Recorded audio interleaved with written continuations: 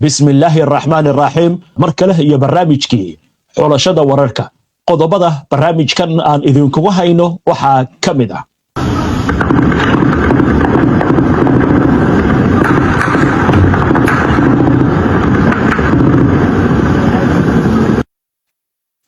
faahfaahin dheeraad ah ayaa ka soo baxaysa iska horimaadidii ka socday magaalada Muqdisho iyadoo qaybo kamid ah goobihii lagu dagaalamayay hadda xaaladdu ay degan tahay dadaallo nabadeed iyo dhexdhexaadin laga waday mid ka mid ah aagagii lagu dagaalamay ayaa u muuqata inay guuleysatay wasiirka arrimaha dibadda ee waddanka Iiraan oo si cad u sheegaya in dalkiisu diyaar u yahay nabad balse uu ka tanaasuli doonin xaqa uu leeyahay inuu isdifaaco koongareeska Mareykanka oo xalay u codeeyay mooshin lagu xadidayo awoodda madaxweyne Trump uu ku sii wadi dagaalka ciidanka Suudaan oo sheegay in ay dib u waabiyeen weerar gobolka Niilka Buluuga ay ku soo qaadeen dagaalamayaasha RSF dhammaan wararkan iyo weliba qodobo kale oo faahfaahsan iyo wixii warah ee soo kordha intaynu hawada ku jirno ayaan idinkugu soo gudbinaynaa waanu imaan doonaa warkii ugu dambeeyay magaalada Muqdisho oo toos aan ugu wareegi doono wariyahayaga magaalada Muqdisho oo toos qadka ugu jira ha yeeshee waxaynu ku hormaraynaa wararkii ugu dambeeyay ee dagaalka Suudaan iyadoo dagaalo ba'an ay ka soconayaan gobolka Niilka Buluuga ee dalka Suudaan ayaa wararkii ugu dambeeyay waxa ay sheegayaan in ciidanka Suudaan ay ku dhawaaqeen in ay dib u waabiyeen weerar ay ciidamada gurmadka degdega ah ee RSF ku qaadeen deegaanka istiraatiijiga ah ee Albaraka oo ku yaal duleedka magaalada Kurmac ee gobolka Niilka Buluuga sida lagu sheegay war-saxaafadeed ciidamadu ay soo saareen ciidanka ayaa sheegay in qasaare culus ay gaarsiiyeen ciidamada RSF iyagoo tilmaamay in tobanaan dagaalamayaal laga dilay RSF tiro badan oo gaadi dagaal ahna la burburiyay halka kuwa kalena gacanta lagu dhigay dhinaca kale RSF wali kama aysan hadlin sheegashada ciidamada dawladda ila ka tirsan ciidanka Suudaan ayaa hore sheegay in ciidamada dawladdu ay dib ula wareegeen deegaanka Albaraka saacado yar kadib markii RSF ay halkaasi qabsadeen kadib dagaalo xooggan oo la isku adeegsaday hubka noocyadiisa kala duwan Albaraka ayaa waxay tahay magaalo leh muhiimad istiraatiiji ah maadaama ay tahay marin sahay iyo isku xirka wadooyinka koonfurta gobolka Niilka Buluuga oo xuduud la leh Itoobiya ciidanka Suudaan ayaa 24kii bishii May waxa ay sheegeen in ay la wareegeen deegaankaasi kaas oo noqday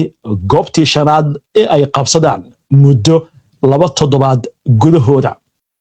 gobolka Niilka Buluuga ayaa bilihii la soo dhaafay waxa uu martigelinayay ama uu wajahayay dagaalo sii xoogaysanaya oo u dhaxeeya ciidanka Suudaan iyo isbahaysiga RSF iyo dhaqdhaqaaqa shacabka xoreynta Suudaan ee waqooyi ee loo yaqaan SPLMN kuwaasi oo sababay barakaca kumanyaal kun oo qof dagaalka u dhaxeeya ciidanka Suudaan iyo RSF oo bilowday bishii Abriil sanadkii 2023 ayaa lagu soo waramayaa inuu sababay dhimashada 10,000 oo qof iyo barakaca ku dhawaad 13 milyan oo kale iyadoo sidoo kale uu horseeday mid ka mid ah macluusha ugu daran ee dunida soo marta wararkaas halkaas aynu kaga gudubno bal markan aynu eegno wararkii ugu dambeeyay ee xiisada ka dhex aloosan Mareykanka iyo Iiraan iyadoo wali xiisadu ay cirka ku sheelan tahay ayaa dhinaca kale wali waxa soconaya dadaalada dhanka diblomaasiyadda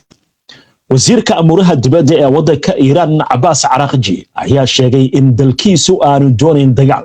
balse uu diyaar u yahay inuu sii wado difaaca naftiisa haddii loo baahdo isagoo xusay in awoodda ciidamada qalabka sida ee Jamhuuriyadda Islaamiga ah ay sii xoogaysatay marna ma aynan doonin dagaal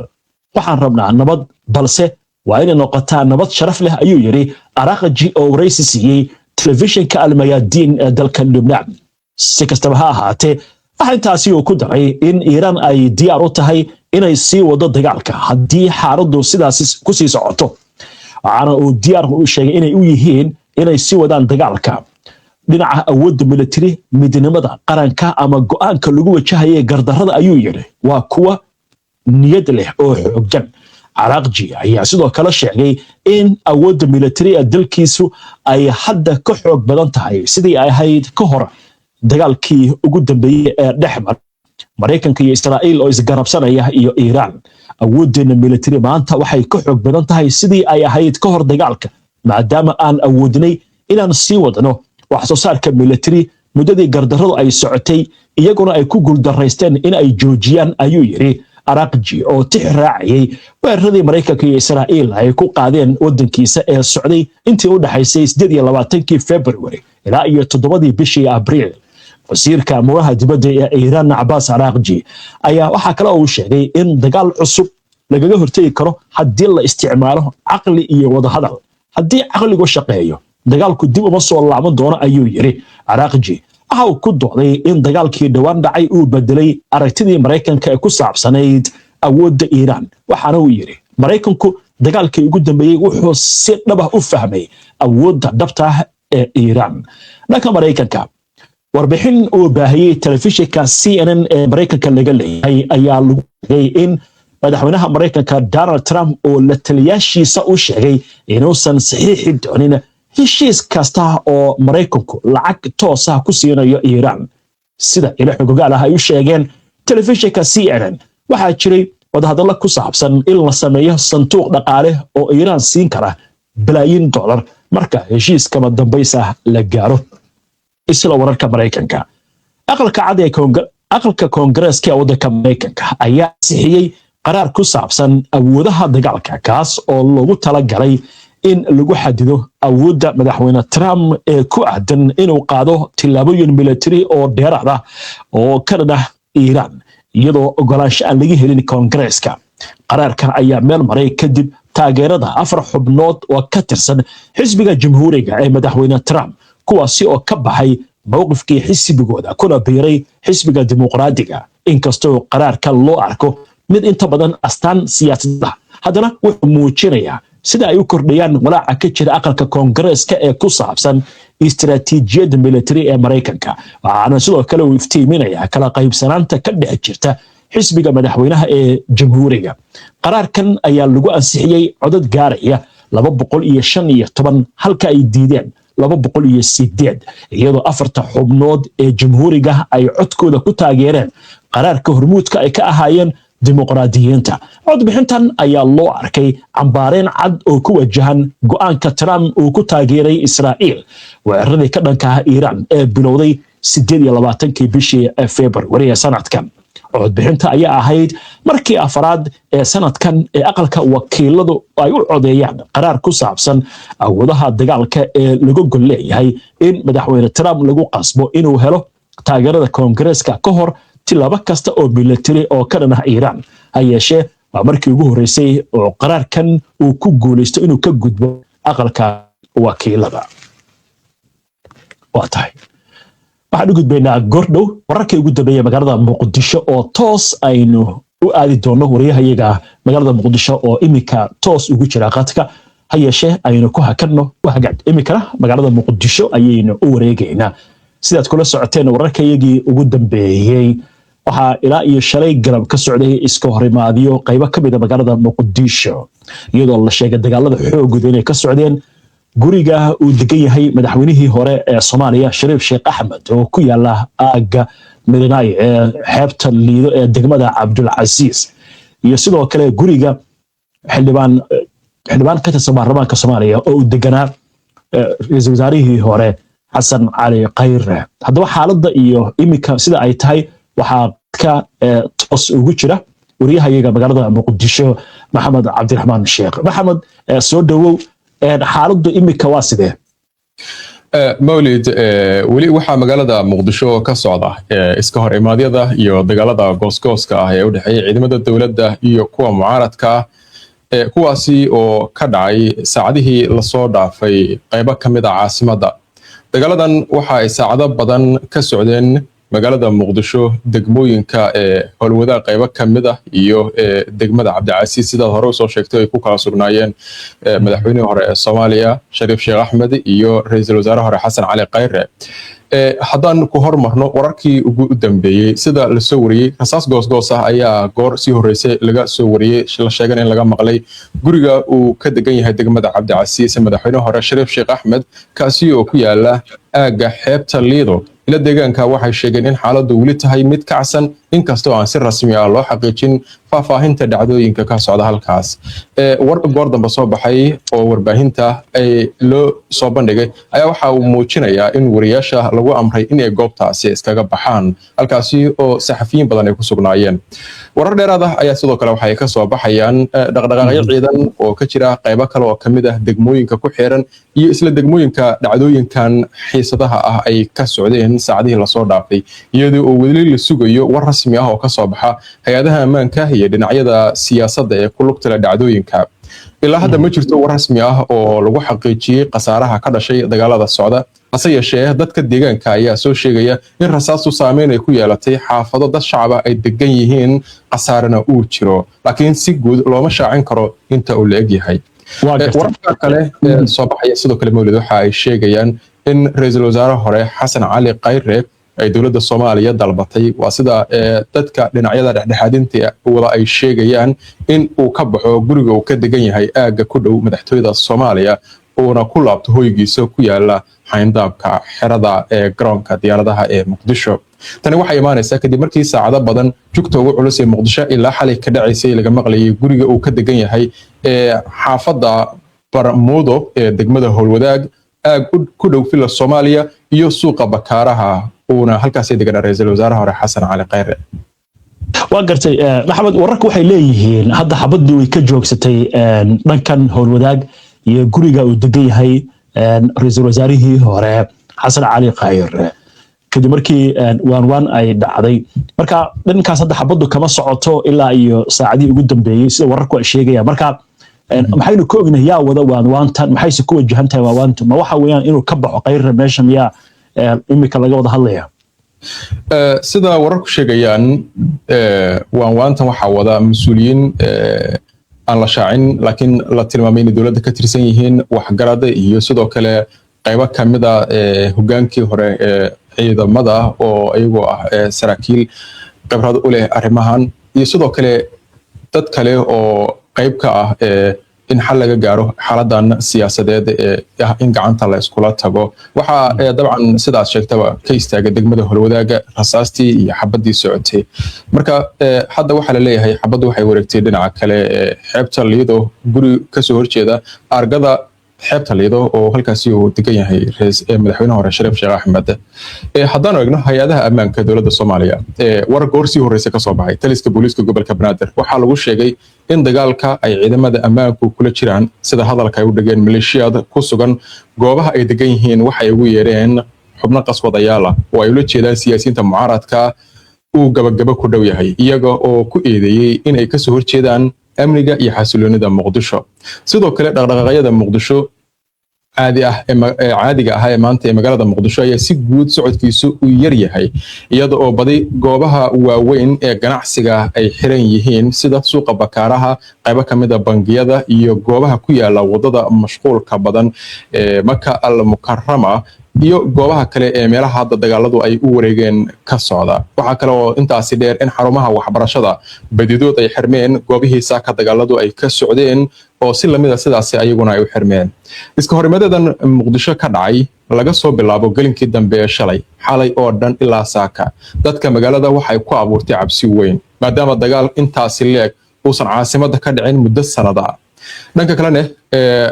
dhanka duulimaadyada haddii aynu eegno dowladda soomaaliya waxay sheegtay in duulimaadyada gudaha iyo dibadda ee dalka magaalada muqdisho gaar ahaan imaanayay ay yihiin kuwa si caadi u socda dadkana waxa ay fartay wasaaradda gaadiidka iyo duulista rayidka in dadka socdaaladooda maanta ay ku aadan yihiin ay safri karaan bixi karaan imaana karaan duulimaadyada gudaha iyo kuwa caalamiga ahba waa jirta waaya aynu ka eegno maxamed dhinaca kale waxaynu arkaynay warar ay soo saarayeen safaaradaha ajnabiga ee ku yaala magaalada muqdisho oo imaan doona siyaasiyiinta qaarkood ee mucaaradka iyagu qudooda hadlay laakiin maxaynu ka ognahay wararkan ka soo yeeraya safaaradaha ajnabiga ee magaalada Muqdisho ku yaal safaaradaha waxa hadlay beesha caalamka iyo safaaradaha guud ahaan way wada hadleen hadan ku horeyno waxaan ku bilaabaynaa xafiiska taageerada ku meel gaarka qaramada midoobay ee Soomaaliya ONTMS waxa uu sheegay in si weyn ay kaga walaacsan yihiin dagaaladii xalay ka qarxay magaalada Muqdisho ee ka dhacay iyagoo ugu baaqay dhammaan dhinacyada inay muujiyaan hoggaan mas'uuliyadeed joojiyaan colaadda kana fogaadaan tallaabo kasta oo khatar gelin karta nolosha dadka rayidka ah isla markaasina dib ay ugu laabtaan miiska wada hadallada una dhameeyaan ee tabashadooda waxyaabaha ay qabaan xafiisku waxa uu sheegay in dhinacyadu ay iska indhatireen digniinihii ay soo saareen sida in dib aan loogu laabanin dhacdooyin lamida kuwii dhacay sanadkii 2021 iyadoo lagu leeyahay bayaanka ONTMS iyo saaxiibada caalamiga ah ayaa marar badan ka digay iyagoo adeegsanaya war saxaafadeedooda iyo kulamada ay la yeesheen daneeyaasha qatarta ah in dib aan loogu noqon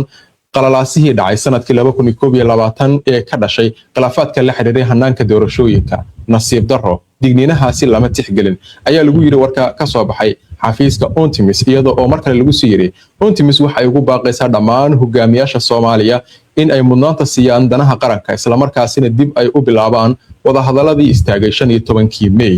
war saxaafadeedka waxaa lagu sheegay in beesha caalamku ay diyaar u tahay fududaynta iyo garab istaaga wada hadal kasta oo lagu xalinayo khilaafaadka jira haddaanu dhimaadno safaaradaha hadlay ee waxa ku jira dowladda Mareykanka iyo UK oo kamid ah saaxiibada caalamiga ah ee Soomaaliya war saxaafadeed ay soo saartay dowladda Mareykanka ayaa waxa lagu baaqay dhinacyada inay joojiyaan rabshadaha isla markaasina labada dhinacba ay isku yimaadaan miiska wada hadalka rabshadaha ka socda Muqdisho waa kuwa mas'uuliyad darro ah hogaamiyaasha Soomaaliya ee dhinac kasta jooga waxa saaran waajibaad ah in ay ilaaliyaan xasiloonida dalka isla markaasina khilaafaadka ku xaliyaan si nabada ayaa lagu yiri warka safaarada Mareykanka ee Muqdisho sidoo kale UK waxay dhankeeda sheegtay in aan la aqbali karin fal kasta oo wax u dhimaya amniga Muqdisho iyadoo leh rabshaduhu waa waxaan la aqbali karin waxaana ugu baaqaynaa dhammaan dhinacyada inay muujiyaan isxakamayn isla markaasina galaan wada hadal loo dhan yahay oo wax dhisaya si xiisadaha jira loo xaliyo si nabada Mareykanka iyo UK dhawaan waxay garwadeen ka ahaayeen wada hadaladii ugu dambeeyay ee yeesheen madaxda dawladda iyo xubnaha mucaaradka kuwaasi oo ku soo dhamaaday natiijo la'aan waa gartay waa yahay dhinaca kale qaar kamid ah siyaasiyiinta mucaaradka oo qaarkood xilal ay soo qabteen ayaa ilaa iyo xalay waxay taageero u muujinayeen saaxiibada dagaalka ku jira iyo dawladda cambaareynaya maxaynu ka ognaa kuwa ugu dambeeyay arrimahan ka hadlay waxa ugu dambeeyay oo hadlay madaxweynihii hore ee Soomaaliya Maxamed Cabdullaahi Farmaajo isagoo ugu baaqay madaxweyne Xasan Sheekh Maxamuud inuu joojiyo sidoo ku dooday dagaalka ka socda Muqdisho isla markaasina dib loogu laabto wada hadal siyaasadeed si xal loogu helo khilaafaadka taagan muuqaal socday in ka badan 10 daqiiqo oo uu jeediyay Farmaajo waxa uu ku sheegay in xaaladda dalka ay gashay marxalad adag isagoo xusay in dagaalkii ka dhacay magaalada Muqdisho ay sababeen oo dagaaladii Muqdisho ka dhacay ay sababeen dhimasho dhaawac iyo barakac ballaaran Farmaajo waxa uu sidoo kale muddo dheer oo sheegay in laga digayay xaalad halkaas inay gaarto isagoo ku eedeeyay madaxweyne Xasan Sheekh in uu qaaday sida uu ku andacooday tallaabooyin horseeday xiisadaha iyo iska horimaadyada hadda ka socda Muqdisho sidoo kale waxa arinta ayaguna ka hadlay xildhibaanada mucaaradka ah kuwaasi oo si adag iguna cambaarayay dagaalada ay sheegeen inay la kulmayaan siyaasiyiinta mucaaradka ee jaalkooda ah waxa ay sheegeen in wax la aqbali kara aan ahayn waxa dawladdu ay ku wado siyaasiyiinta mucaaradka ah waatay Maxamed Cabdiraxmaan Sheekh wariyaha magaalada Muqdisho oo toos inoogu warramay ayuu ahaa Maxamed aad baad u mahadsan tahay daawadayaashu ay mahadsan yihiin inta ayaan ku soo gabagabaynaynaa barnaamijka daawada si aad ula socoto wararkan iyo barnaamijyada iyo macluumaadka aynu soo gudbino haddii aad ku cusub tahay baraheena bulshada ama horay aadan uga xirnayn hadda ku soo biir waa inoo barnaamijka xiga insha Allah inta ka horeysa salaamullaahi calaykum waraxmatullaahi wabarakaatuh